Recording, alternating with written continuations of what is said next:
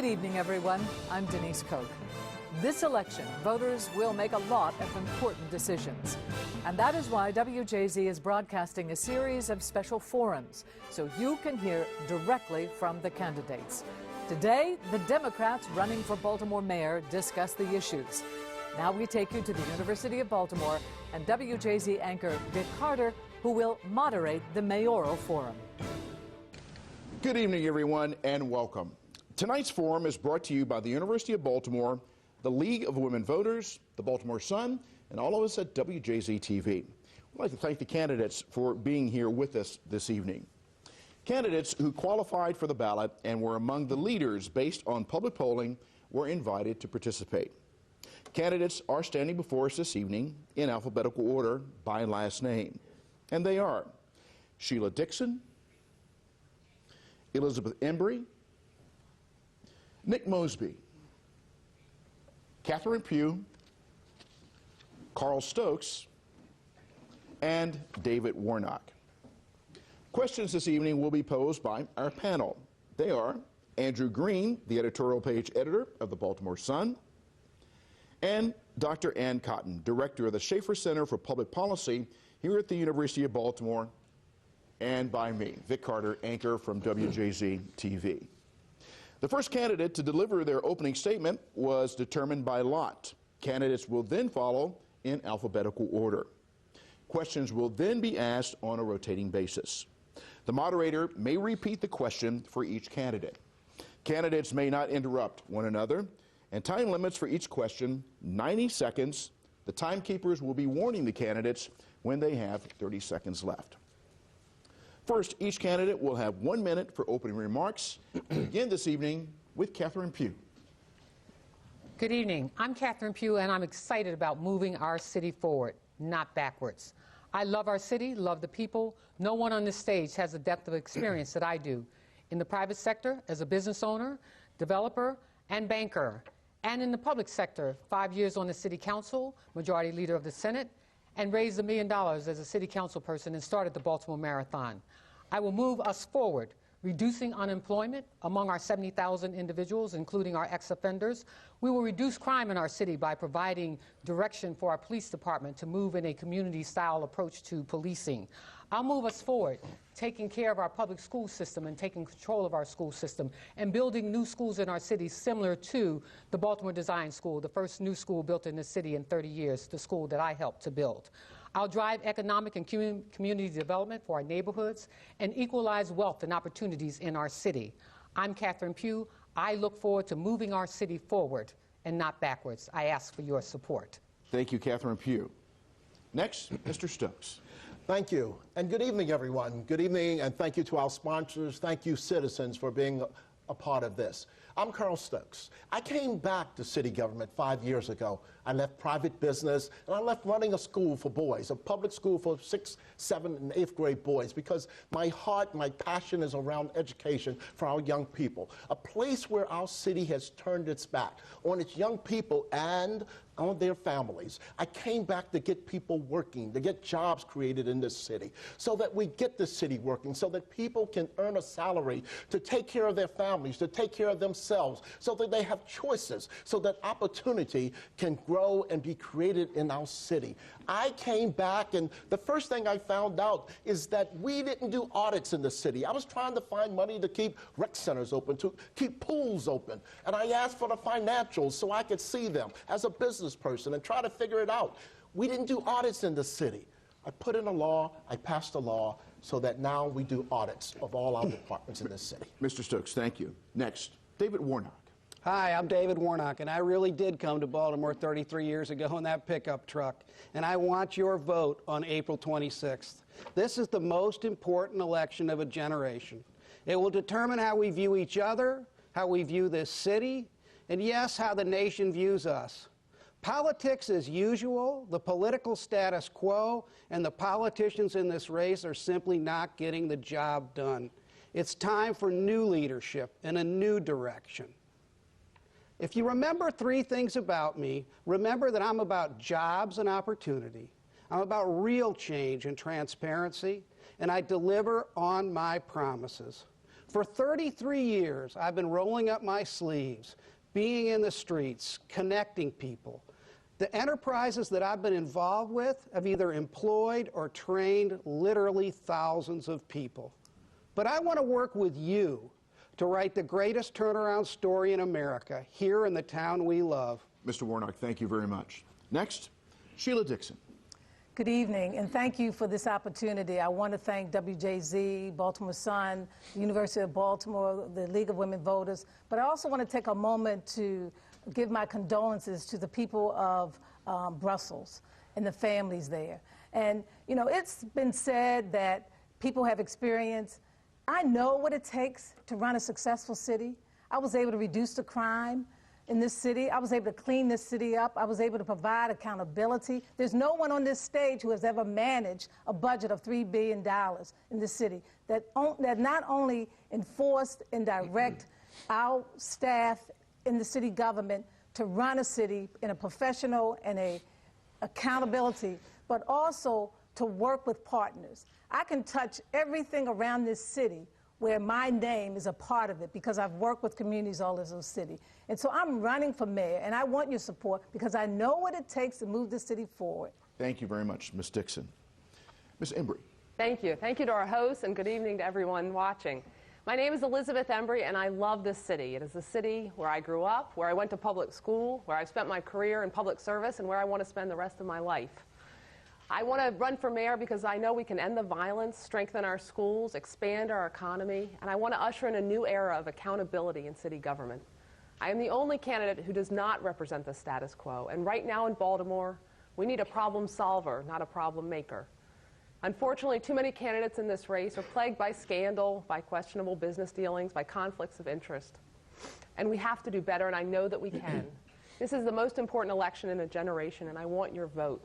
I want your vote because I've spent my career fighting and serving the public, fighting for affordable housing, to end the violence that is crippling our communities, fighting against fraud, against waste, against corruption. It is time in Baltimore to turn the page. It is time to focus on the ideas and innovation that will drive this city forward. Thank you. Ms. Embry, thank you very much. Next, Nick Mosby. Good evening and thank you. I'm Nick Mosby, the son of Baltimore, the son of failed leadership and policies of the past, those of Ms. Dixon and Ms. Pugh. I was the young man with my friends, stuck in Baltimore City classrooms, knowing that the education that I was being provided was not going to allow me the ability to live out the dreams in my head. I was the son that watched his mother every single day wake up at 4:30 a.m. to catch 2 buses because of a failed mass transit system. That was 30 years ago, while mass transit is still failing today. I was the son of this city that watched my friends be slain on the streets of Baltimore City. Baltimore, enough is enough. And the failed leadership and the failed policies of the past will not bring us into a brighter future. As your mayor, I will develop a school system that we can be proud of.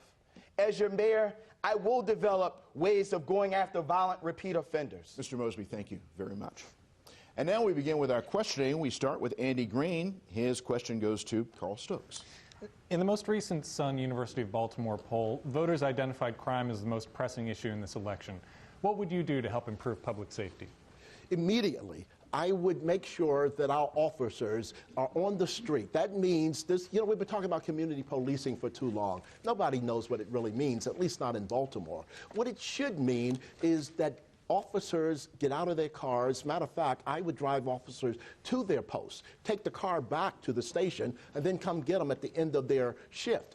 Officers need to be on the street. They need to know every neighbor by name. They need to know the store owners. They need to know the businesses. They need to know the alleys and what happens back and forth. So first of all, we have officers who are engaged with the community and vice versa. And the community is very much engaged. But also, we've got to change what seems to be normal on Baltimore streets. What is happening on our streets is that young people are being besieged by drug dealers and drug gangs on the street, as if that's normal. We police differently in communities across this city. It is okay to deal drugs in some neighborhoods and not in others. We have to police all of our neighborhoods the same way, which is no tolerance for any activity that puts our children and our residents in danger, and we do that right away. We also must make sure that our young people are able to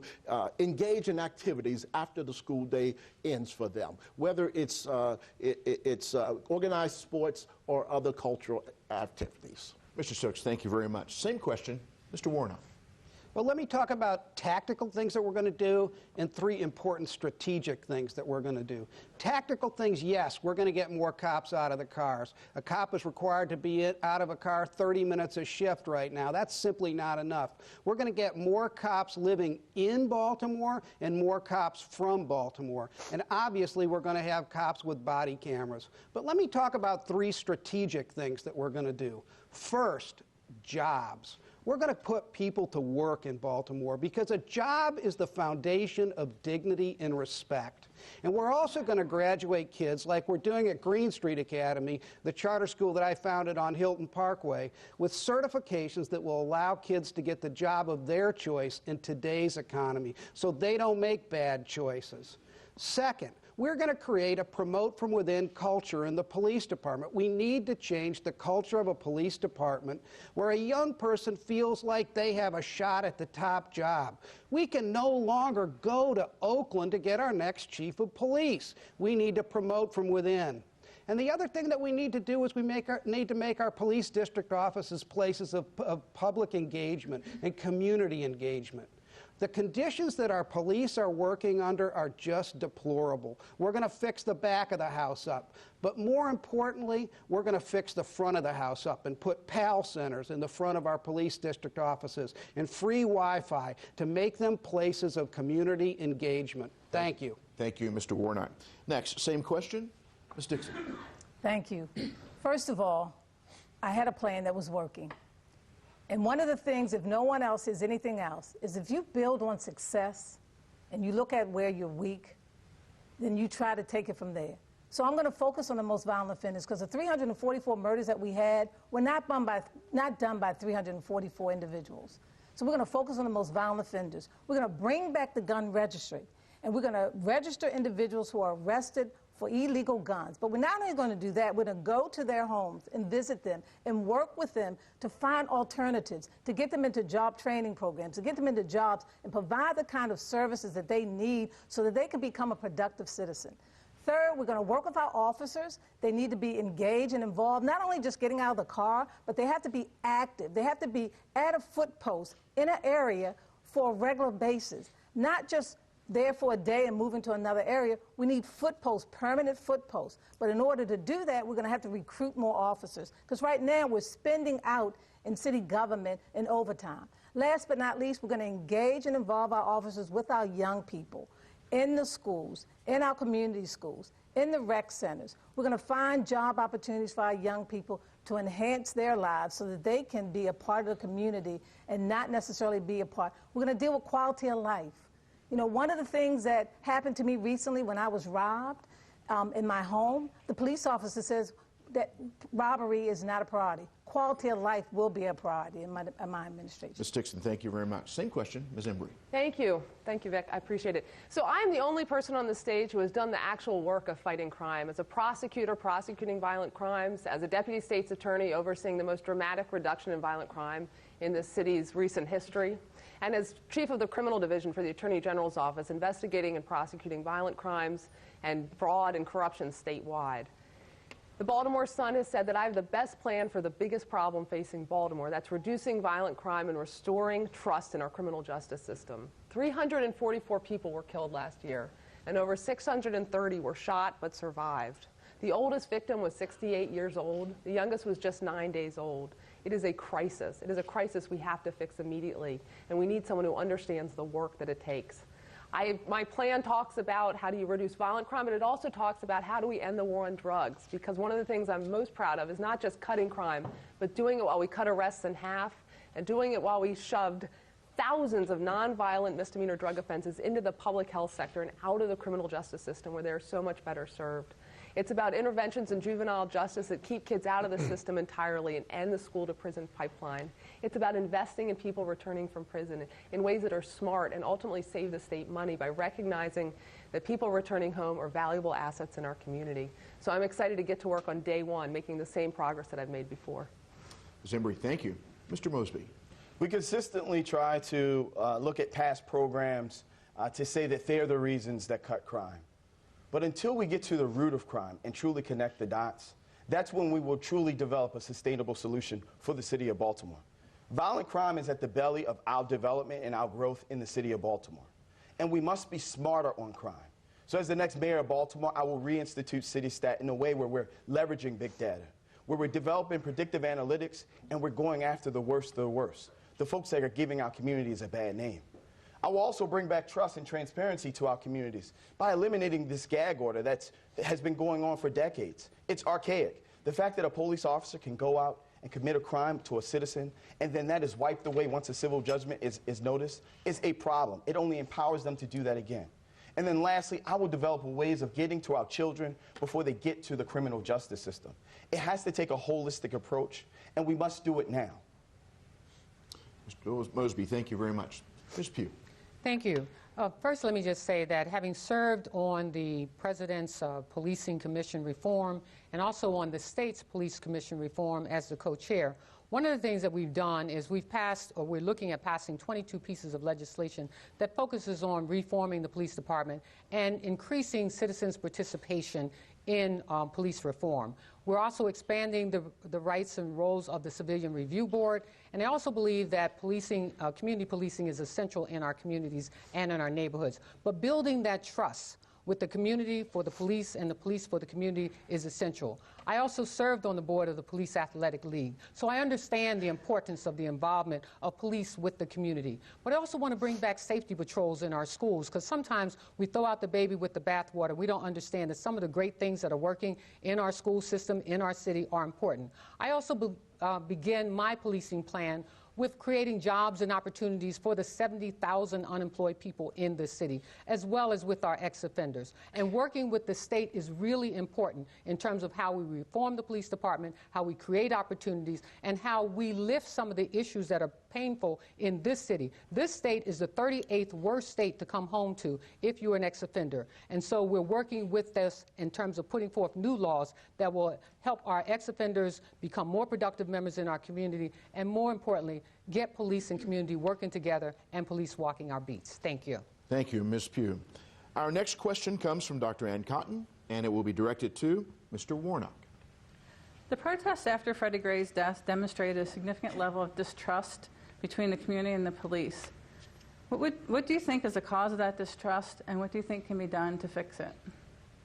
You know, I think that we've got to get people talking to each other again.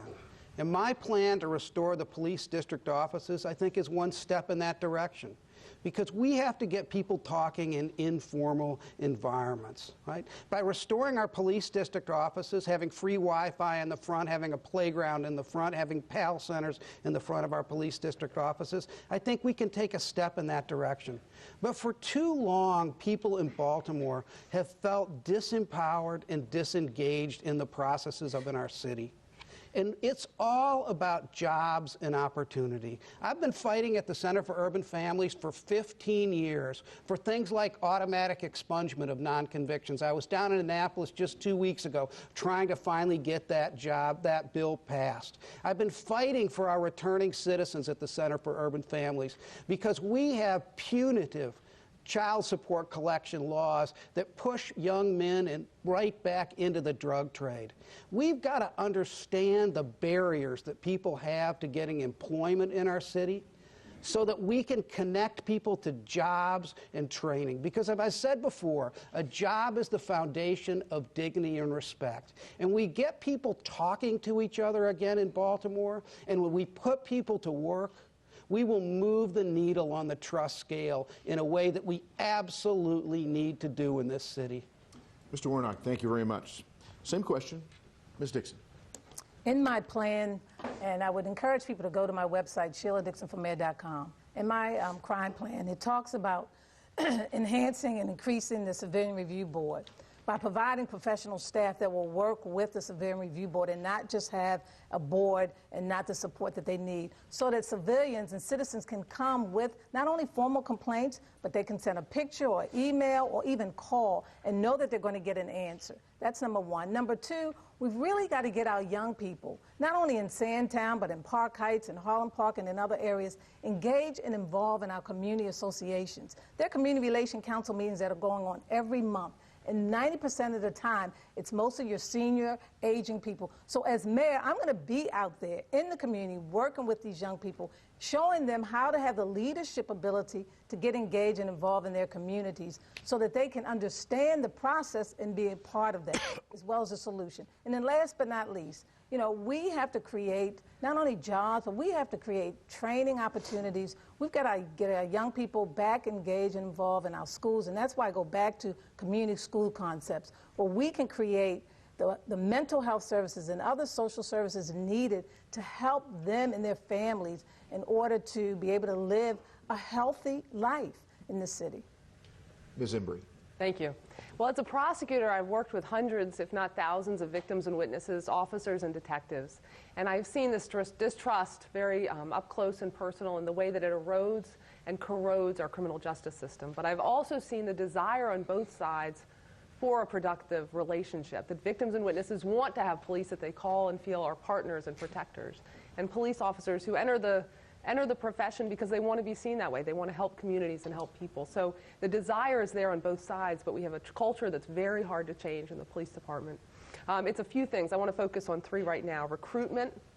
How we recruit matters. Where we recruit matters. How we incentivize people to live in the city.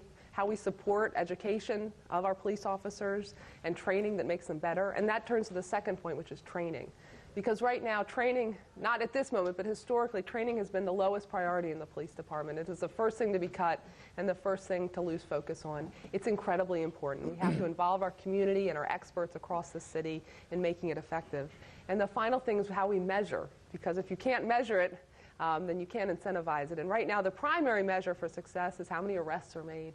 The measure should be, what is the impact on the community in terms of crime, in terms of the quality of the arrest, and in terms of the satisfaction of the community. So there's a lot that needs to be done, but I've been inside the system and I know how to fix it. Ms. Embry, thank you. Next, Nick Mosby. What we can't do is go back to the failed leadership and policies of the past. As a city council president, Ms. Dixon, and as a council member, Ms. Pugh, sat and watched hundreds of thousands of young men in East and West Baltimore be arrested every single year. And then when Ms. Dixon was graduated to mayor, we saw an increase in police brutality as well as civilian complaints against our police force. That time did nothing but exacerbate the distrust between our communities and our police force. And that was the culmination that we saw in last April and May. As the next mayor of Baltimore, what we must do is strengthen that relationship, and that relationship starts with trust. And that trust is built on our connectivity to the community. I will provide our officers with the tools to directly engage with our citizens, not just enforcing in communities, but allow them to be partners to those communities. There's a program in Philadelphia called Philly Rising that's been an amazing program in West and North Philadelphia that will bring to Baltimore. We'll strengthen our Civilian Review Board by providing them real teeth and transparency into the operations of what's going on in the police department. And then lastly, we will provide the opportunities for our citizens to be part of the process. In order for us to build trust, we have to have those relationships. And unfortunately, because of the failed policies and procedures of the past, that trust was completely broken. Nick Mosby, thank you. Let me just say I was grateful for the 5 years that I served on the city council, where we built new schools and provided incentives for people to be productive in our communities. And I did go on to private life, but let me just answer the question that you're talking about, because you asked the question, why is this distrust existing in our city? And I don't think that this distrust is any different from any other city in the country.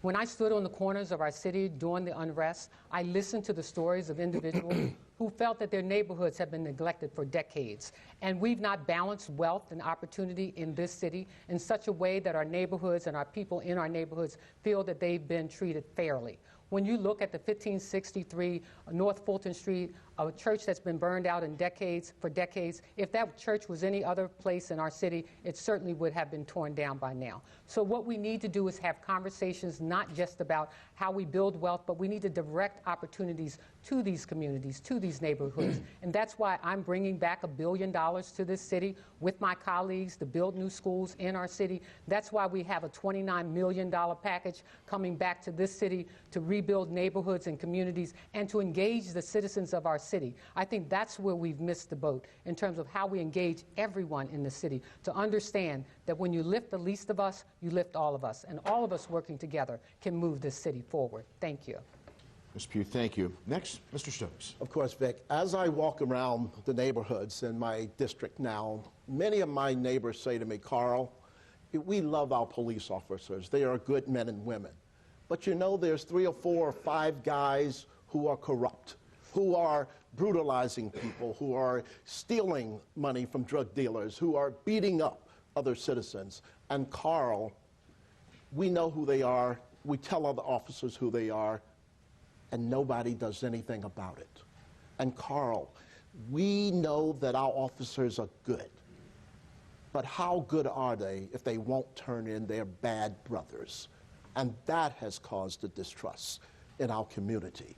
The fact that we have allowed bad officers, and it's just a few, maybe it's 1%, maybe it's 2%, but we have allowed them to stay on the force. And we know that they brutalize people. We know that they deal with dealers. We know this. The Sun papers had to tell us what we already knew with their expose that went deep. And we have to stop sealing the civil suits and let the public know exactly what these officers are doing to the citizens of the city and get rid of them now. Mr. Stokes, thank you very much. Our next question. A Baltimore Sun, University of Baltimore poll found that honest leadership was the second most important issue on the minds of voters. Please explain why you would be the best candidate to provide ethical, accountable, transparent leadership in City Hall. We begin with Ms. Dixon. Thank you for that question, and I really appreciate it. And one of the things that I know that in my future here in this city, that I'm going to be not only transparent but accountable, but I'm going to have people engaged and involved in city government. You know, there's lessons that are learned, and I've learned those lessons, but I also know that it doesn't define who I am and what I've been able to do in this city, and that's why I'm running, because it's going to take experienced leadership who can move this city forward. It's about removing politics from city government. Some of the candidates and the comments that they've made on the stage just today are blatant lies, but you know what? I serve the people of this city, and people have asked me over the last 3 years to come back, and I'm going to be the best mayor that they've ever had in this city because I know what it takes. I know how to roll up my sleeves. I know how to run city government. I know how to work with communities and the corporate community and bring people together. My plans are very clear that I can hit the ground running the first day in office. It's not going to take me a year or 2 years to learn the complexity of city government. And I know how to do it because I've done it when we had a recession and I had to do a lot with a little. And so I'm looking forward to serving the citizens of Baltimore. Thank you. Ms. Dixon, thank you. Next, Ms. Embry. Well, thank you. So I am running for office because as the city that we love cannot afford a leader who will operate under a cloud of suspicion and who will be distracted by ethical violations, past and present, litigation, and conflicts of interest. And the ethical and legal violations of Ms. Dixon are well known and well documented. I won't get into it. And the conflict of interest that Nick Mosby faces is well known to voters. But I want to point to the fact that other of the candidates on this stage need to answer questions that the voters should have. Senator Pugh, for instance, it's been reported that she has received funds from people who don't have any money, who say, if I had that kind of money, I would be in Mexico, from dummy corporations that don't exist.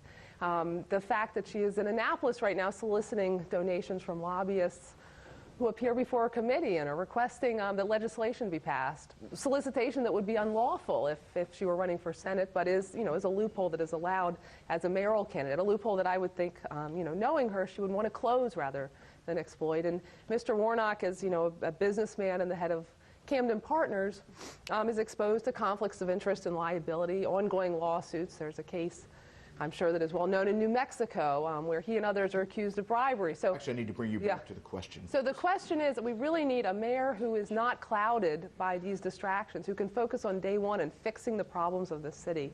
And so I've spent my career building and holding the public's trust, and I look forward to doing that as mayor. Thank you. Ms. Embry, thank you. Mr. Mosby. Trust and integrity is earned, not given. And the one thing that I will preface this on is the way you campaign is also the way that you will govern. And when we look at the issues with Ms. Dixon and her finance reports of hundreds of amendments, when we look at Ms. Embry and the fact that she's gotten most of her money from one single family in the city of Baltimore, talks about her conflict of interest. And then when we look at Ms. Pugh, who has gotten money from super PACs that are currently suing the city in Baltimore Gas and Electric. She's gotten money from executives from Baltimore Gas and Electric, knowing that we've tried to increase the rates associated with our infrastructure. She's gotten these same contributions from these folks, knowing that at the end of the day, they want to buy our infrastructure for pennies on a dollar. You campaign the way you're going to govern. And as the next mayor of Baltimore, the way I've been campaigning is going after the small dollar donors, talking to the citizens of Baltimore, understanding the problems and developing a comprehensive solution. We talk about real conflict of interest. Let's look at financial reports. That's where conflicts of interest are. Mr. Mosby, thank you. Ms. Pugh. So everything that I've done since I've been in public office and in my life has always been transparent, and I will continue to be transparent. I don't think I've not broken any laws as it relates to being a senator who is allowed to raise money during this term, so I will continue to put forth my financial reports. They are open to the public. They're open for scrutiny. When folks make mistakes in terms of how they've identified folks on a campaign report, they can be corrected, and that's what candidates do. But at the same time, as the next mayor of this city, I will continue to be transparent. I will be open. And in terms of just running the city, one of the things that we need to do is make sure that our auditing department has the proper staff that it needs in order to be able to make our government itself transparent, that we perform audits through every single agency in our city. We were mandated in 2012 to do that, and so I will make sure that we do that as the next mayor of our city. You know, I have operated professionally and as a senator and as a city council person have never had to be held under scrutiny as being, and I will do that as the mayor of this city. Ms. Pugh, thank you. Next, Mr. Stokes. Sure, Vic. As the chairman of the City Council Finance, Taxation, and Economic Development, I have opened the books in a way in city government that they have not been open in decades, quite frankly. Beginning with the audits, which was not as the chair, but just because I was looking for a way to keep our rec centers and our pools open. And I discovered that the city was not keeping financial books or records. I had to put in a law so that we do that now. Beyond that, for the first time, I broke open the books on these tax incentives. I support tax incentives where needed judiciously, but they were being rushed through city council committees in the past, and people weren't seeing what was going on. I opened that all up. I fought and took a stand, 13-1, but I took a stand so that the citizens could truly see transparency in a way they had not seen before. And then I looked at the books of the water department. We're paying way too high for water bills in the city of Baltimore, and yet we were turning off people's water and threatening to take their homes for $300 water bills, while the corporate entities were running up water bills of $1 million, $2 million, and more. And I broke that open so that the citizens could see, and we were able to stop the Department of Public Works from turning off water of $300 citizens while millions of dollars in bills kept going on in corporate. Mr. Stokes, thank you. Next, Mr. Warnock. Look, if you're tired of the political back and forth, if you're tired of the accusations, if you're tired of he said, she said, if you're tired of a city with 16,000 vacant properties and an unemployment rate that's simply unacceptable, I'm your guy. I'm your guy. I'm your best choice for mayor if you want to put people to work and solve the endemic problems that this city faces. We are at a crossroads here at Baltimore. We can either go forward in a new direction with new leadership, or we can go back with the same political status quo and the same politicians that brought you this movie. The ending to the movie doesn't get better every time you watch it. It gets worse every time you watch it. I don't need this job. I'm in this job because I want this job because there's a huge job to be done. This is a great city with a great future, and we can change the arc of a great American city. The one statistic that I'll leave you with, though, is that every public pension plan in our city is way underfunded. In fact, they're all on the brink of insolvency, with the exception of one, and that's the one for elected officials. That says it all to me. Thank you.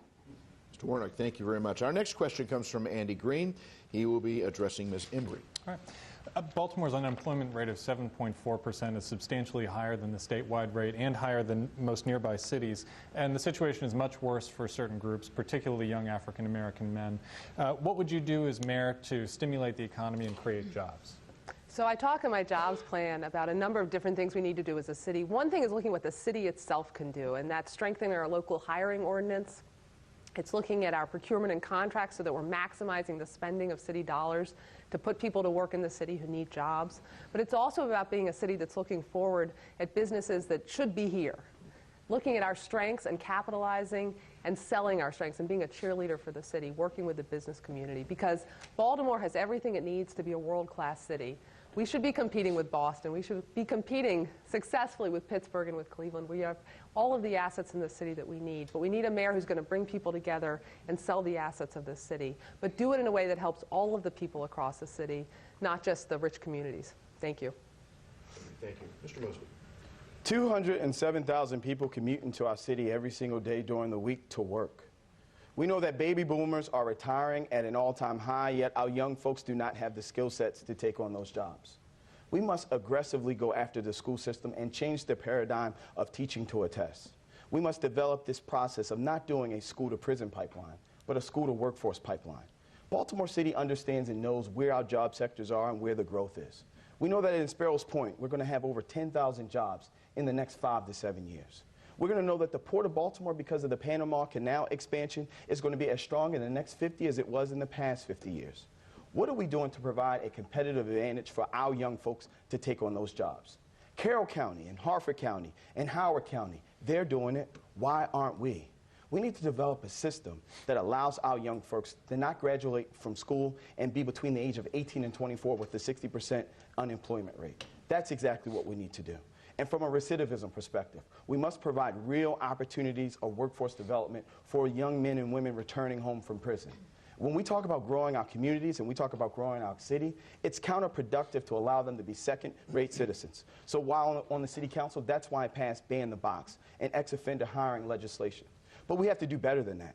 And as the next mayor of Baltimore, I will establish a one-stop shop to allow our folks to come home from prison, understand and know where workforce development is, wraparound services is, all of the tools that they need to get their identification cards and everything else. One stop versus 5 or 6 places throughout the city of Baltimore. Thank you, Mr. Mosby. Ms. Pugh.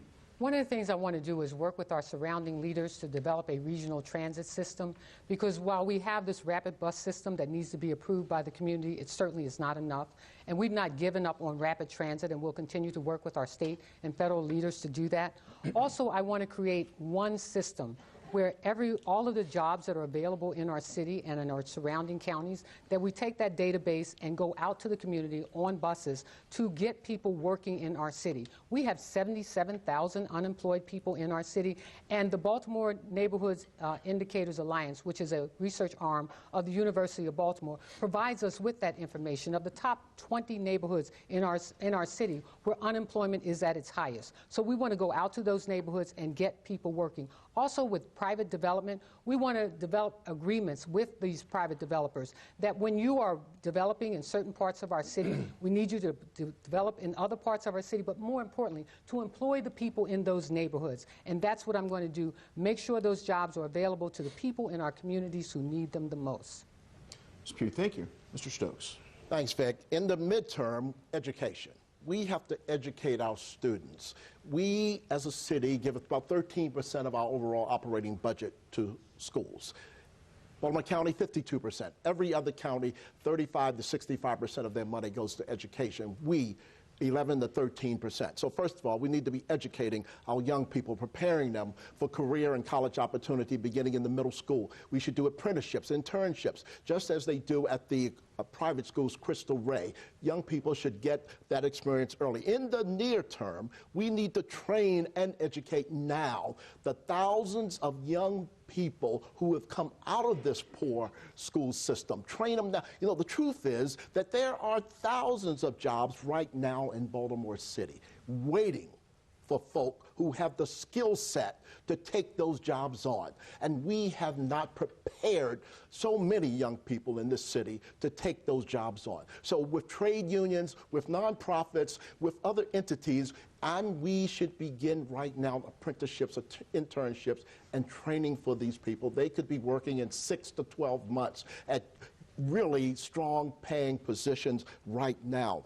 Finally, we need to rebuild our own communities, not just the housing, but the parks, the infrastructure, the schools. We need to rebuild the communities of Baltimore City and put the folk who live in these communities to work. Mr. Stokes, thank you. Finally, Mr. Warnock. The most important question in the election, and really it gets down to what you were doing when the cameras aren't running. This is about scaling things that I've been doing for years. I'll give you 5 things that we're going to do to add jobs and opportunity in Baltimore. 1, we're going to remove the barriers that people have to getting employment. I talked about automatic expungement of non-convictions. I've been the chairman of the Center for Urban Families for 15 years. We've had 25,000 people go through our workforce development program. Barack Obama, the president, came to visit us a year and a half ago. We are going to remove those barriers. Second, we're going to graduate kids with a toolkit that allows them to get a job of their choice in today's economy. I'm happy to tell you that 98% of my sophomores and juniors at Green Street already have a job, a paid job for this summer, and we're going to make $175,000, and we're just getting started in wages for them. We're going to put kids to work with real jobs and real certifications. Third, we're going to create a red line that goes from Social Security and it dead ends at Lexington Market. It will create thousands of jobs and allow people on the west side to get to those jobs on the east side. The other thing we're going to do as I look at our housing problem is a housing opportunity. We can put up to 10,000 people to work restoring, demolishing, and recycling our vacant housing stock in this city. And the final thing we're going to do is we're going to have a mayor that's cheerleader in chief, bringing businesses to this city. Thank you. Thank you, Mr. Warnock. Last response to that question, Ms. Dixon. Thank you.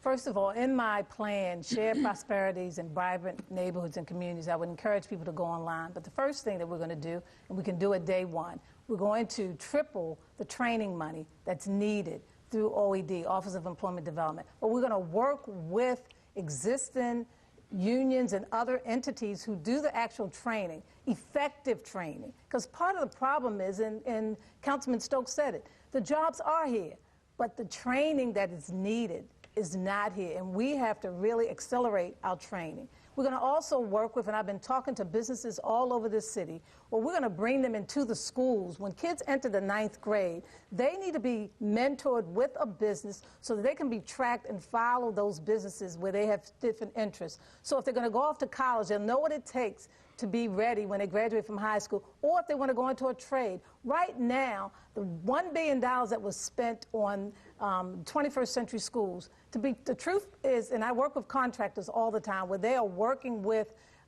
individuals, bringing them into jobs, training them. But the truth be told is that we are going to have to accelerate our training programs to get people connected to the jobs, and that's what I'm going to do first and foremost, is to provide the training, work with the private sector to create that training for our young people in school, as well as our ex-offenders, with effective programs. Baltimore has a lot of programs. A lot of them are ineffective, but connect them, bring them to the table, connect them so they can get the jobs that exist. Thank you very much. A new question now from Dr. Ann Cotton, and will be directed to Mr. Mosby first. What role do you see for Baltimore's anchor institutions such as its universities and hospitals in the city's economic and community development? A tremendous role when you look at our school system. So right now, unfortunately, if you're a teacher in Baltimore City Public School System and you have 34 students, that's 34 issues that you have to break down from the community and from the home before you even get to the curriculum. Baltimore City has to do a much better job of identifying our young folks in our schools that have mental health issues, that are bringing problems in from their communities, and that can be amazing candidates for conflict resolution. So I think we can partner with folks like University of Maryland Social Work to have institutions like that. Another program that we can do is leveraging our large anchor institutions to ensure that we're putting money back into our local economy. The spending power of some of our large institutions are amazing. And many times they have vendors and contracts that are far away from Baltimore and even the state of Maryland. Why not develop the ways of connecting them with local businesses to spur economy here? And then lastly, the services that some of them have can be extended not just around the hospital or around the campus, but even further out into communities to help augment and enhance the services for the citizens of Baltimore. It's about public-private partnerships through the city of Baltimore. That's how we return our city back to greatness. That's how we develop a city that we all can be proud of. That's how we realize exactly what Baltimore is about, when we come together and we collaborate. Thank you, Mr. Mosby. Next, Ms. Pugh. Having served on the University of Maryland Medical System's Board of Directors, and we have 13 hospitals in our system, I created the Minority Business Enterprise Committee. When I got there, our spend across the board was between 7 and 10%. Today, it's about 28% with African Americans and other minorities across the board. Our investment portfolio, which was 0, is now almost 27% with African Americans and other minorities in the city. Johns Hopkins University has just now entered into a compact to go out into the community and to help enhance economic development in the communities. These institutions, as well as the other hospitals, are institutions that can feed into our city and provide resources. The University of Maryland Medical Systems and Johns Hopkins University are leading the way. I've sat down with every president of every university and every hospital in this city. They want to be engaged. What they want is a leader that will get them focused on moving in the direction of helping us to eliminate the unemployment rate in our city, to engage those who are in business, working with these institutions to provide opportunities to come in and participate with these institutions. They're ready to work. They're looking for a leader to keep them moving forward. Okay. Ms. Pugh, thank you. Mr. Stokes. Thank you, Vic. The anchor institutions in this city could and should be economic hubs. I visited Cambridge and Boston. I've seen MIT. I've seen Harvard. I've visited Pittsburgh and Carnegie Mellon and Pitt University. These institutions, as ours are starting to do with Micah and the Hopkins and University of Maryland, are starting to create these innovation hubs around their campuses, which jumps the next technology, jumps the next what is going to be quickly by supporting these. And we're getting more of our students now staying in Baltimore, whereas before they'd come in, do 4 years, even the kids who were from Baltimore would go away. Now they're staying because there's such an energy going on in these communities. But what is it doing more than that? It's taking young men and women who don't attend these institutions, and it's bringing them into these innovation hubs. They are seeing stuff that they've never seen before. They are doing things that they never thought that they would be able to do, but there they are doing it around this. And these institutions can and are starting to provide such a thing. They also could train and buy local. That also gives us another opportunity, a shot in the arm for the communities in which they reside. Mr. Stokes, thank you. Mr. Warnock. You know, I recently went to the CEOs of 3, 4, 5 of our major anchor institutions in town, and I said, in the first 90 days of my administration, I'll be coming to you and I want to see a list of your top 20 suppliers. And as the mayor of this city, I will go with you to talk to each of those companies. All I need you to say is that Hopkins would do more business with them if they moved their regional headquarters or their manufacturing plant to Baltimore, and University of Maryland, and T. Rowe Price, and Under Armour. And they said, wow, nobody from the mayor's office has ever even thought about doing that or done that before. And by the way, I'll go to the competitors of those 20 companies too, because they actually might be more interested in our perspective on things. And as the mayor of the city, I will have a plan to help you move your business to Baltimore. The other thing that we're going to do is what we've been doing at Green Street Academy, is train kids for careers in healthcare. You know, we have an innovative program called Project Cure with the University of Maryland, where the University of Maryland actually surrounds our 6th graders with mentors, and they will work with our 6th graders all the way through high school, giving them the certifications and the training and the support that they need so that when they graduate from high school, they're ready to take those healthcare jobs. The third thing we're going to do is we're going to get serious about local hiring with teeth. This city government is a big buyer of services. We are going to make sure it's bought local. Mr. Warnock, thank you very much. Next, Ms. Dixon. Well, first of all, one of the things that makes Baltimore strong are our anchors. And over the years, even outside of leaving office, I've been working with Johns Hopkins and many of our institutions. I'll give you 3 examples. One is University of Maryland School of Social Work. Over in Zone 17, West Baltimore, our babies were not being born healthy. I've worked collaboratively with the University of Maryland School of Social Work to create Promise Heights, where they were working with families before that baby is born to bring them out healthy and then track them and work with them in community schools. It's successful. It's working. The school system now is asking them to expand that program. We can duplicate that and bring that over to East Baltimore. Secondly, I work with minority contractors we've gone and beat down the doors of Johns Hopkins and other institutions. Now they finally get it, and they are now working to buy local and work with minority companies who are located in Baltimore, because companies, minority and women-owned companies, hire people that look like us. Third, I'm going to continue to build and work on our schools. And here we go back to training again. We've got to create an environment. Build has one of the best turnaround Tuesdays where they have people in the basement of a church on East Baltimore where they're working with the institutions and helping these individuals who are ex-offenders, et cetera, to get jobs within those hospitals and prepare them. Turnaround Tuesday we can duplicate. We have all the ingredients. It's about how do we balance and work with our partners to create even more to happen in the city.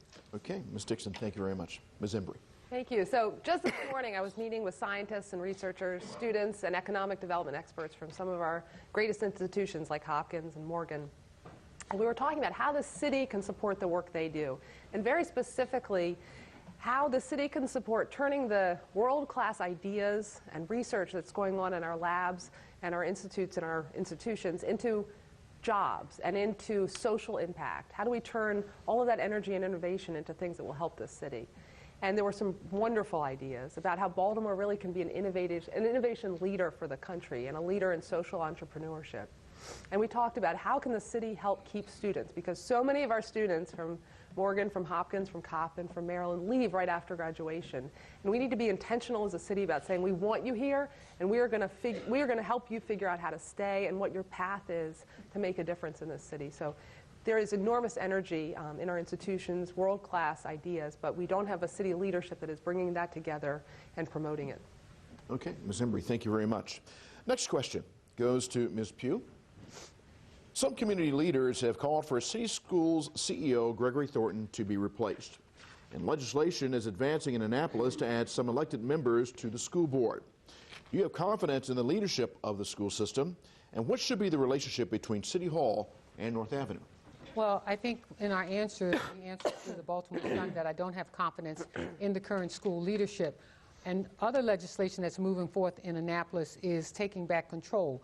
And what most folks don't understand is that it's not about control of the money because we are under a formula, but it means that the buck stops at the mayor's desk, that we set the direction. The mayor sets the direction in terms of how the city moves forward. And so I want to be able to talk with the CEO of the school system, to interact with the school board. I believe in a partially elected school board because I believe that the school board ought to be representative of the population of our city. We ought to have someone from the disability community also sitting on the school board. So we want the school board to represent the city. But more importantly, we want in our school system not just Judy Centers, but programs that teach our children and prepare them for careers as well as college. We also want to have year-round opportunities for our young people to work.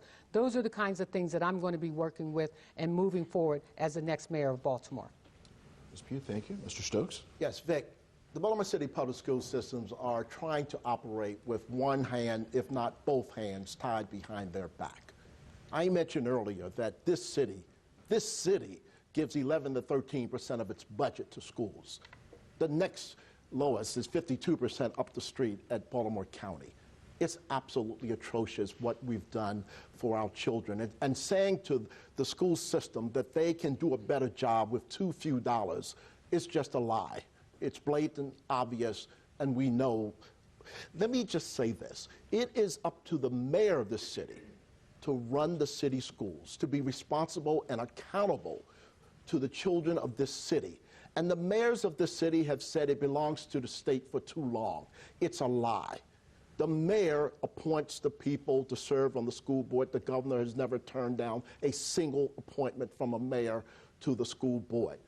This mayor must take charge of the schools. We must double, if not triple, the amount of money that we give to the schools in this city.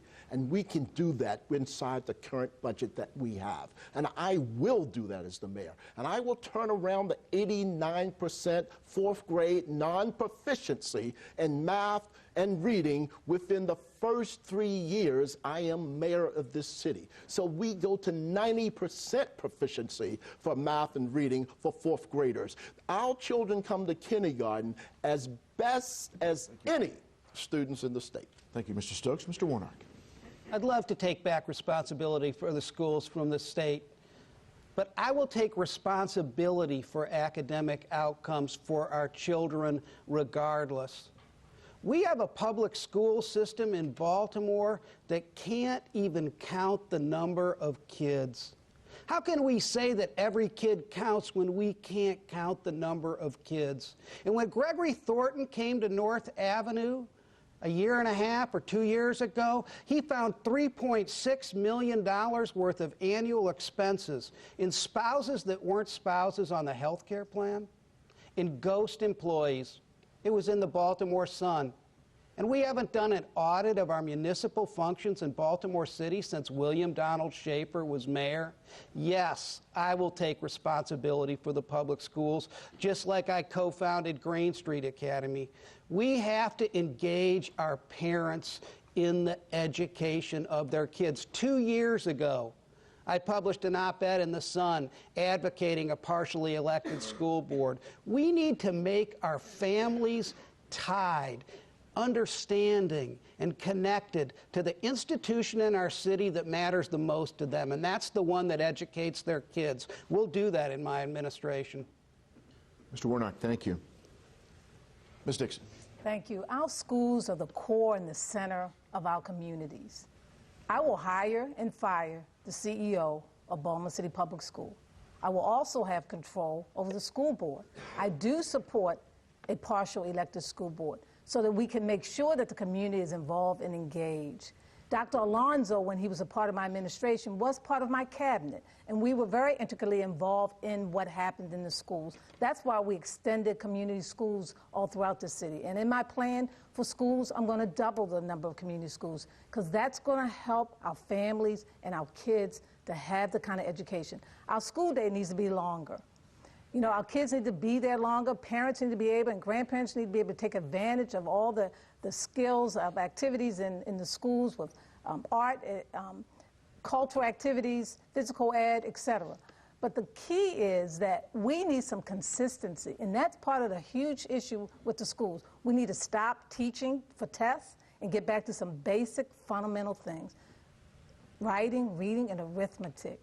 We need to work with our young people from the time that they enter school in pre-kindergarten and extend those pre-kindergarten to all-day pre-kindergarten, as well as kindergarten and elementary. But we need to really take control back of our schools now that the formula is in place. And then last but not least, we need to focus on our budget, not 40% going to the police department, but we need to focus it on education and provide our kids and families with the equal education as other counties. Thank you very much. Ms. Embry. Thank you. So I'm running for mayor in no small part because I want every student in this city to have the kind of quality public school education that I was lucky enough to have. And I agree with Councilman Stokes. The mayor has a lot of power now. We just haven't had mayors who have been willing to exercise it. And in an ideal world, I agree. I would like the mayor to have direct control over the school system, but I'm not going to wait for a legislative fix. I'm going to take operational responsibility on day one in partnership with our school CEO and school board. And partnership means accountability. It means holding our system accountable, auditing our systems, counting our students correctly, making sure that our IT and payroll are operating as efficiently as possible, and possibly combining them with the work of City Hall. But it's also about three things. It's about principals. The best intervention you can make in a school is to recruit or keep a terrific principal.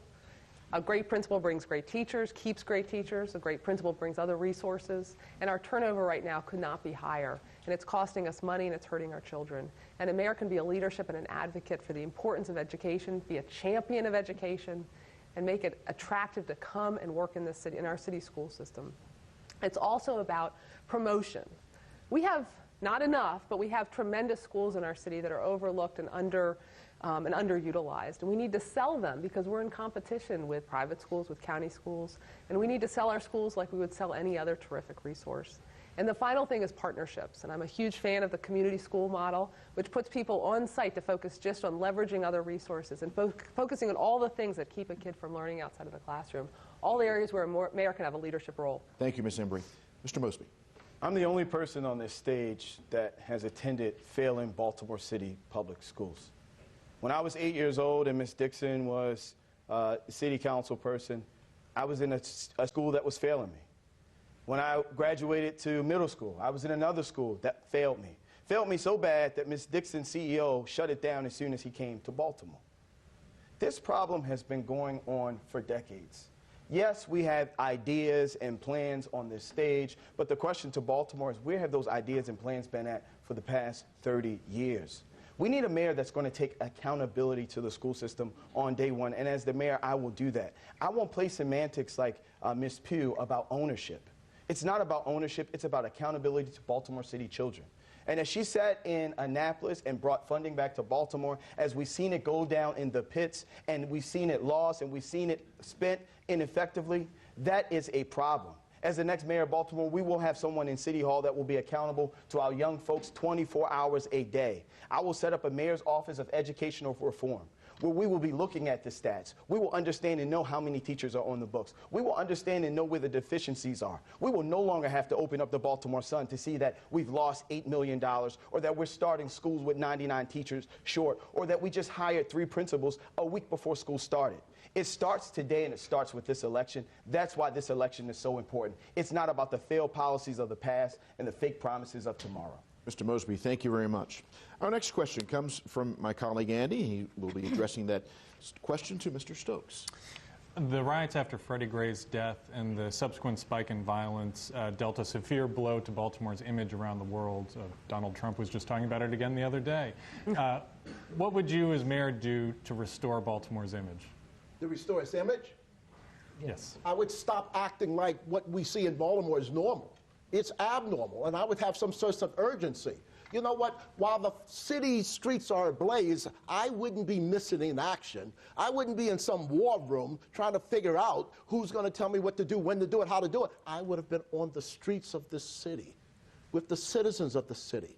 I would know my people, and we would have this discussion about what is going on. But even more, Andy, you know, I was on those streets the day after, and with a CNN reporter who looked around and saw all of the vacant, boarded-up buildings and said to me, "Councilman, that riot really tore up this neighborhood, didn't it?"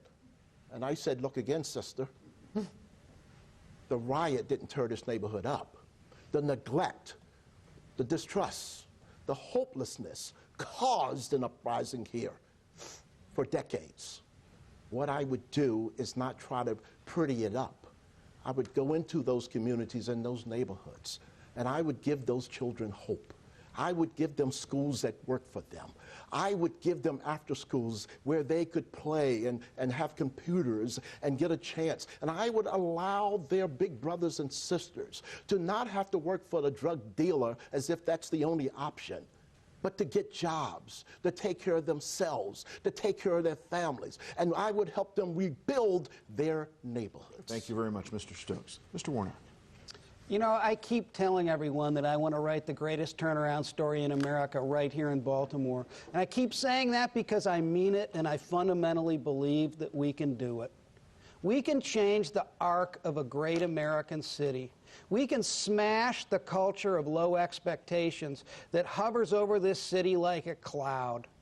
We can do it by creating a regional transportation structure with a modified red line that I've talked about that would transform the West Side and make Lexington Market a place where people had a reason to be there as they changed trains.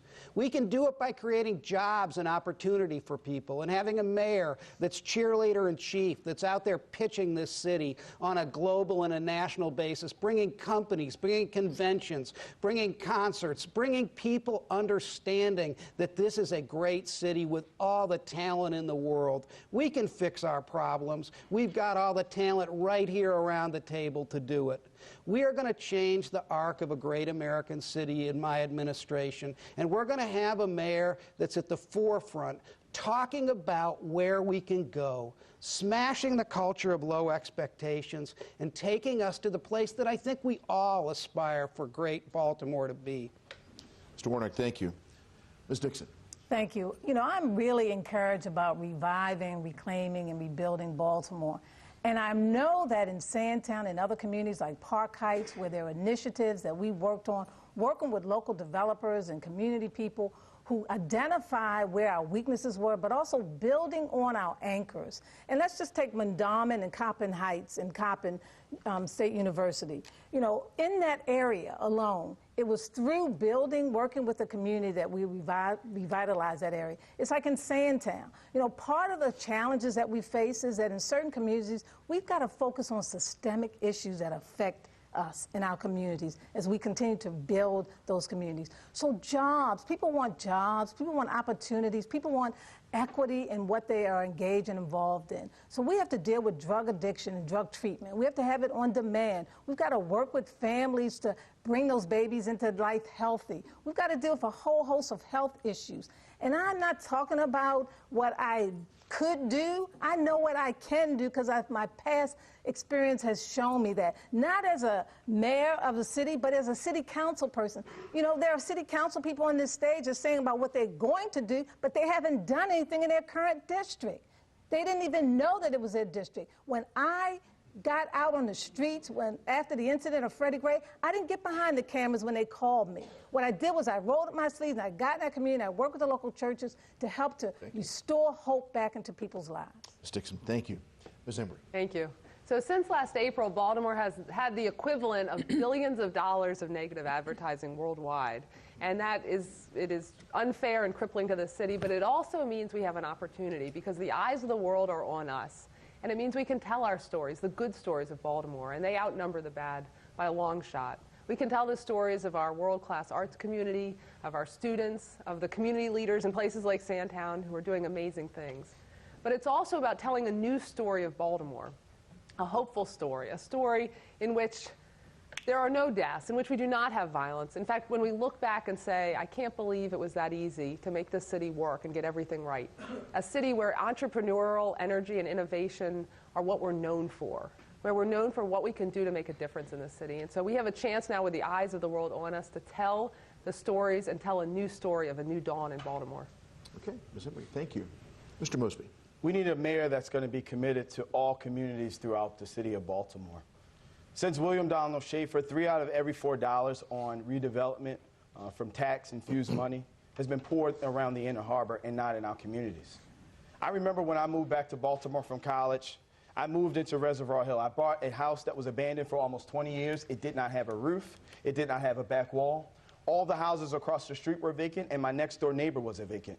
There was illegal drug dealing in the front of my house and illegal dumping behind my house. And we live right next to an apartment building called Murder Mall. But the reason I moved there is because of the pride I have for the city. Seeing the best, but seeing the worst of the city, and understanding and knowing the potential of not only my block, my corner, and my house, but the entire city of Baltimore. And it's that type of commitment that we need now more than ever out of the mayor of the city of Baltimore. Our people have hope. Our people have pride. Our people love this city. They need a government. They need a leader that's going to love and show that hope and pride into real tangible results. Results through our school system.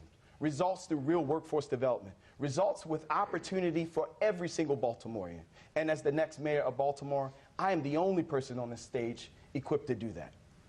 Mr. Mosby, thank you. Finally, Ms. Pugh. I think the question was, how do you change the image of our city? And I built the first new school in the city in 30 years, the Baltimore Design School, and I hope every school turns out to be like that. And that's what I'll do as the mayor of the city, is push that forward. But more importantly, I'll bring together all of those folks who are involved in advertising, marketing, public relations, to come together with our Baltimore Office of Promotion and Arts, and let's tell our story. But tell it beyond the folks in Baltimore. Let's tell it to the New York people, to the people in Philadelphia, to the nation, and we can do that. Let's create and promote Baltimore in such a way that we make people feel comfortable about coming to our city. We have a big festival coming in town, the Light Festival, and we want people to come to our city. We've got to make our city safe, we've got to reduce crime, we've got to have great schools, but we need to tell our own story. And I think that we have the experts in this city to help tell that story. So I'm going to bring those experts together. Let's put together a promotion and marketing plan that puts Baltimore at its greatest view in terms of the world. Let's put together that promotional package that lets people know that we're not only open for business, but this is a great city to be in. Okay, thank you very much. Our next question comes from Ann, and she will be directing it to Mr. Warnock. How high a priority would you place on reducing Baltimore's property tax rate, which is double that of other jurisdictions in the region? Can significant cuts be achieved? And if so, how?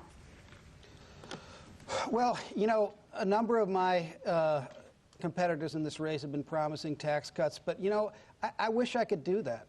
You know, we haven't had an audit of our municipal functions in Baltimore City since William Donald Schaefer was mayor. And until we get a handle on where we're spending our money, I mentioned that Gregory Thornton found $3.6 million worth of annual expenses in ghost employees and spouses that weren't spouses just at North Avenue. And we haven't done an audit of our municipal functions since William Donald Schaefer was mayor. We're going to do that audit in the first year of my administration. My feeling is we will find savings. I would love to promise tax cuts. I think it's important. We also need to look at our water bills. You know, I was in my 276 neighborhood tour of my pickup truck around Baltimore that I've been doing with my son. We found all sorts of interesting things, one of which was a development in West Baltimore of about 30 houses that hadn't gotten a water bill in 2 years. And yet we take houses away from low-income people for $250 water bills. So we need to get a handle not just on our expenses in Baltimore before we can promise a tax cut. We need to get a handle on those water bills as well. Why is it that we sell water to Baltimore County and they pay lower water bills than Baltimore City? It makes no common sense. So yes, I'm going to work hard on tax cuts for everybody, but I'm going to work equally hard on understanding where we're spending our money. Mr. Warnock, thank you very much. Ms. Dixon. Thank you. Baltimore County supplements the water bills. But reducing property tax, we can reduce property tax. Can we do it half? Can we do 50 cents? No. But we have to do it responsibly, a little bit at a time. And in doing that, and I've already reduced property tax 3 or 4 times, but one of the reasons why I supported the Horseshoe Casino wasn't because I'm a gambler, because I'm not, but I knew it was a new revenue, and that we use that new revenue source for not only towards education, but to reduce the property tax. But that's not happening. In this last 5 years, City Council approved the mayor's budget based on this fund that should have gone to reduce the property tax. So in my plan, we're talking about reducing it responsibly. By one, yes, we have to do performance audits in all of our agencies. We have to do audits in all of our agencies. We have to look at where the waste is and accountability. But we also have to look at how do we build and stir in our economy and how do we create opportunities. And that's why I believe through the land bank, which we talk about vacant properties. When I create the land bank, we will use that to leverage individuals who want to invest and buy properties by removing those liens on the water bills and on their property tax, and giving that and letting that person who wants to develop a home or a small developer who wants to develop a block to use it to leverage to go to the bank. That's going to help us to attract and bring people back here in the city, as well as to expand our base to create home ownership. Thank you very much, Ms. Dixon. Ms. Embry. Thank you. So as a city, we are far too reliant on property tax revenue. And we have to be disciplined and committed as a city government to making a difference in those numbers. And so In line with that commitment, I will stay committed to the current mayor's property tax reduction. And beyond that, I will peg further decreases and increases in other sources of revenue, like income tax revenue, as our city becomes more prosperous and as tax revenue comes online from tax breaks that will evaporate over time. But I also want to talk about the fact that we need accountability in city government, because it's not just about audits, although that is incredibly important. It's also about a culture of accountability, a culture of customer service. And what I've talked about in my accountability plan is not just releasing the results of audits, but also releasing the results of what my administration is doing to correct them on a rolling basis, so that the public will know month to month the progress that we are making and have access to the data that they need to assess my administration's performance. I will grade my performance, but I also will make the data available so that every citizen in Baltimore can grade the performance of my administration. It's about ethics reform. It's about making searchable and available all of the city's contracts and procurement deals. It's having this data not just available to the public, but available in a form that's usable, that apps can be created, and the citizens of the city can be involved and engaged in the process of government. It comes down to leadership and accountability and who can actually manage and understand complex systems. And I am the only person on the stage who does not need management training or ethics counseling, but can start fixing the problems on day one. Thank you very much, Ms. Embry. Mr. Mosby. I would adamantly object to what Ms. Embry just said. I've had the ability of managing multi-million-dollar budgets and building large technical data centers from Pomona, California to Reston, Virginia. So management is not an issue. And I also digress slightly, Ann, on your question, because it's not about dressing up downtown with Light City. It's about really impacting Blight City throughout the city of Baltimore. That's how we increase our image. Regarding the question around taxes, I'm the only person on the stage. I released a very detailed and responsible tax plan 3 months ago that talked about the fact that right now our rate is artificially set high in comparison to many of our surrounding counties like Anne Arundel and Howard County. And the way that we develop a playing field where we can compare apples to apples is by removing the tax, the fee associated with waste removal. What I also have done in my responsible plan is done a pure cut. Not just with private ownership, owner-occupied properties, but properties all throughout the city of Baltimore. Baltimore, when we look at it from an economics perspective, we have the supply, but we do not have the demand. And to increase the demand, we have to put the incentives in there. And then lastly, unfortunately, we have allowed Ms. Williams, who was the woman who lived right next to me when I moved into my house, to live in between two vacants for 20 years. My house was vacant. It was pouring in, my water was going in her house. It was impacting her efficiency bill, but more importantly, it directly impacted her appreciation on her property. But the owner of my property paid the same exact tax rate as Ms. Williams. What we need to do is a tiered tax structure to really go after our owners who do not take care of their properties. Mr. Mosby, thank you very much. Ms. Pugh. First, I would also continue where we already are with this current administration. We do have a AA bond rating, and if we stayed on the trajectory that we currently are, we've reduced the property tax by 14 cents.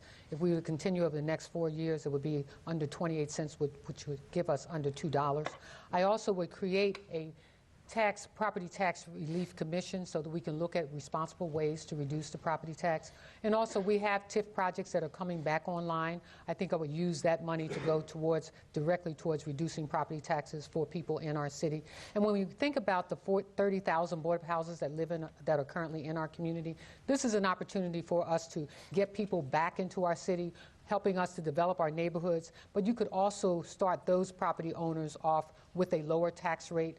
And I do like the tier system because in D.C., for example, those who have houses that they're not taking care of in their city, they are taxed at a higher rate, and I think that's a good program as well. Okay, Ms. Pugh, thank you. Mr. Stokes. Thank you, Vic. Of course, we must break down the property tax rate as well as this onerous water bill.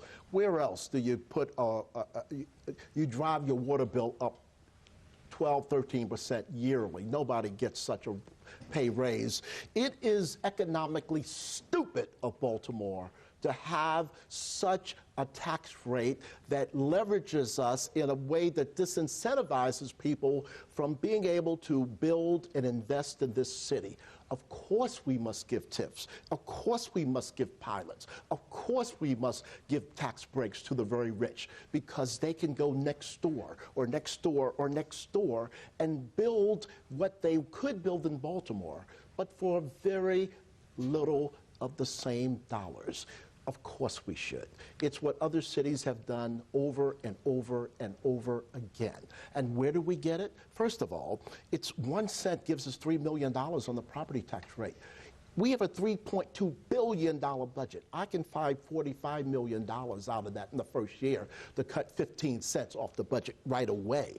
Then we work with the state on smart growth money, because to put growth here in Baltimore, where the infrastructure is already solid. It's what they did in Massachusetts for Boston. It's what they did in California for San Francisco. It is what works, because the investors will buy cheaply in Baltimore now. Thank you.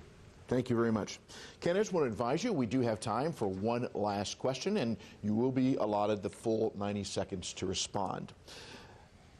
Ms. Dixon, starting off with you, what ways can Baltimore's government be more efficient and effective in providing services to residents, and how would you use tools like CityStat and audits? Well, I use CityStat, and the first thing that I would go back and do, because city government for the last 5 years has not been functioning in serving the citizens of Baltimore. So in every agency, we'd have to do performance audits.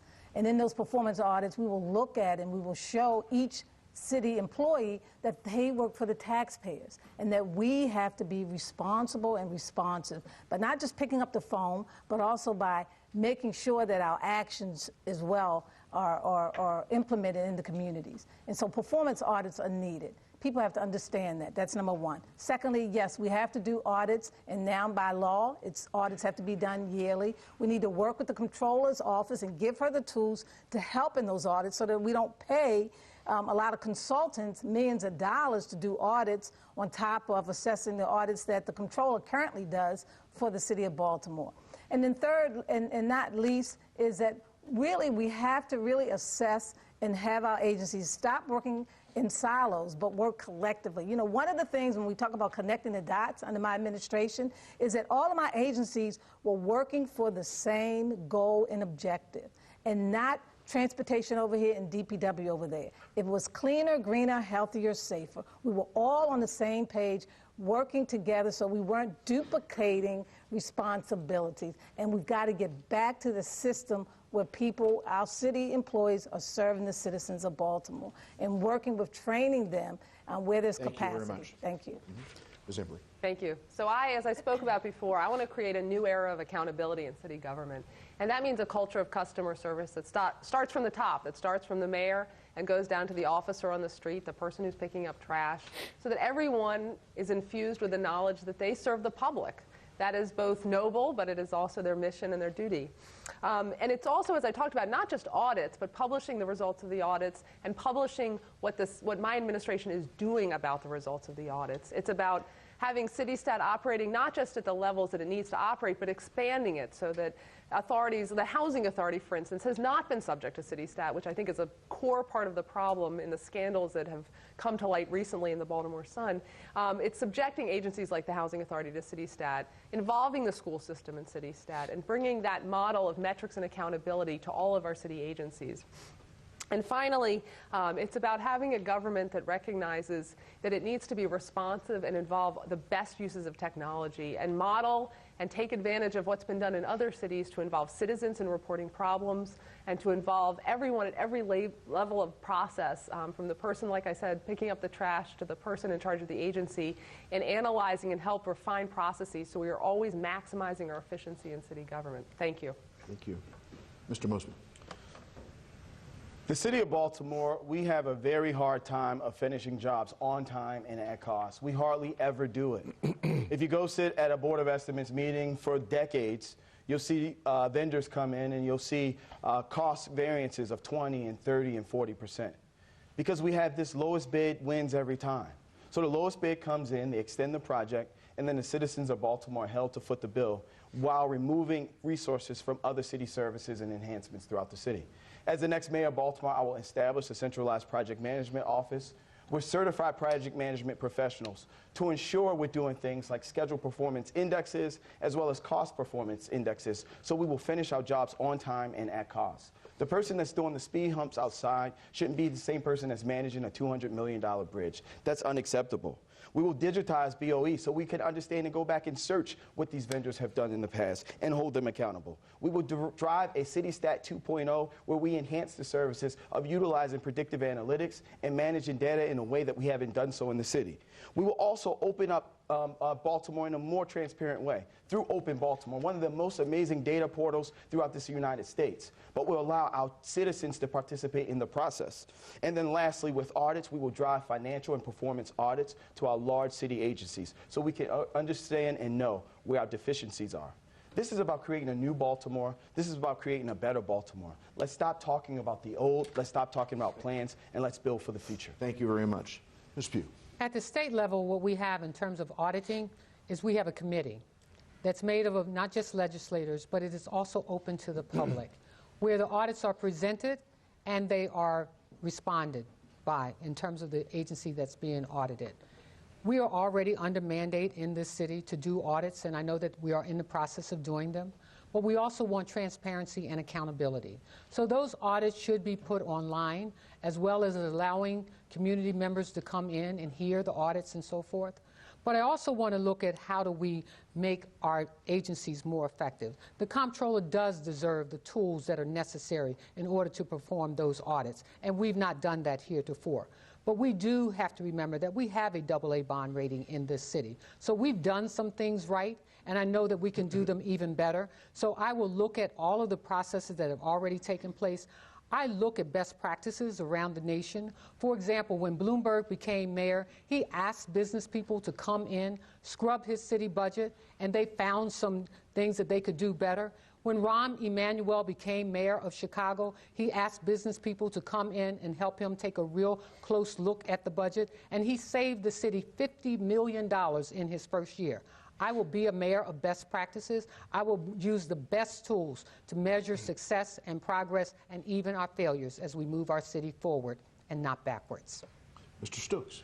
Thanks, Vic. Vic, the city is now doing audits. It's not someone has to come in and start doing audits. Because of my bill, because of my legislation, the city has started to do budgets, and we are doing it now, and there is a process. As chair of the Taxation, Finance, Economic Development Committee, every 30 days, I bring finance into city council for the public to see via live TV what's going on with those audits. We are doing audits. The problem is, and continues to be, there is no sense of urgency in this city about what to do next, what to do when we get those audits.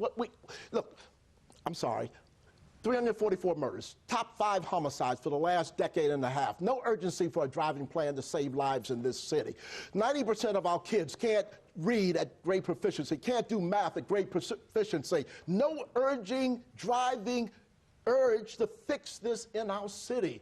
I had to do my bill twice in the city council because it was turned down by the majority of the city council members. They said, no, let's not do audits. And I had to fight with Jack Young as my partner to make sure that we did do a bill. This city lacks urgency. We're here talking about long-term goals and long-term plans. I don't have a 5-year plan. I have a next day plan. I have a next day plan where I bring the best and brightest people who are smarter than I am, different training, different background, different education, and we make this city work tomorrow. Thank you, Mr. Stokes. Mr. Warnock. Thank you, Vic. You know, I am your best choice if you want to turn this city around. I'm the only candidate on this stage that's actually been on an audit committee. City stats, absolutely, absolutely. We need to have real city stat statistics, quality of life statistics that come out, financial statistics that come out. I'd bring Chad Kinney back from Cincinnati. He was doing a great job before we ran him out of Baltimore. We need to have city stat that's published. But this election is also about respect. It's about respect for the citizens of Baltimore. When that Department of Transportation so-called audit came out that used the word guesstimates all over the place, I know that's not a GAAP accounting term. And when the Department of Transportation audit came out and said that 1 out of 7 bridges was structurally unsound in Baltimore City, they couldn't even tell you what was the 1 and what was the 6. I get scared every time I drive across a bridge. And again, I'll go back to our public pension plans. We're running a $75 million deficit in this city, a projected $744 million deficit over the next 6 years. Our public pension plans are on the verge of insolvency, every one but the one for elected officials. Let's write the greatest turnaround story in America together. Let's bring jobs and opportunity and transparency to the city that we love. Thank you. Thank you very much, and that concludes this portion of our debate here this evening. I'd like to say thank you to all the candidates for being here and sticking to your times and answering so thoroughly all of the questions. Special thank you to the University of Baltimore, the Baltimore Sun, the League of Women Voters, and of course our entire staff at WJZ-TV as sponsors for this event. My colleagues this evening, Dr. Cotton and of course Andrew Green. I want to remind everyone to please remember to go to the polls. They open on April the 26th. Thanks again so much for joining us, and good night. 14.